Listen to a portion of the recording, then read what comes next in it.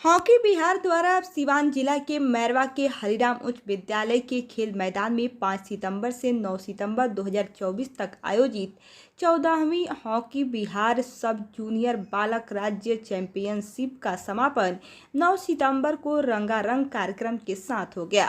इस चैंपियनशिप का खिताब मुजफ्फरपुर को मिला। मुजफ्फरपुर ने फाइनल मुकाबले में सहरसा को 6-0 से हराते हुए विजेता ट्रॉफी पर कब्जा कर लिया। सचिव संजय पाठक ने बताया कि यह प्रतियोगिता ग्रामीण क्षेत्र में बालक एवं बालिकाओं को हॉकी खेलने के लिए प्रेरित करेगा। विजेता टीम मुजफ्फरपुर को IMA सिवान के सचिव डॉक्टर शरद चौधरी ने ट्रॉफी प्रदान किया। वहीं उप विजेता टीम सहरसा को हॉकी सिवान के अध्यक्ष मोहम्मद फरीद तथा उपाध्यक्ष धर्मनाथ यादव ने संयुक्त रूप से ट्रॉफी प्रदान किया। इस अवसर पर प्रधानाचार्य ज्ञान प्रकाश पाठक, संजय प्रजापति, प्रभात कुमार, सुरेंद्र कुमार, अनिल कुमार, गंगा प्रसाद, मोहम्मद रफीक अंसारी, सलमा खातून, विवेक कुमार सिंह सहित सैकड़ों की संख्या में खेल प्रेमी एवं दर्शक उपस्थित थे।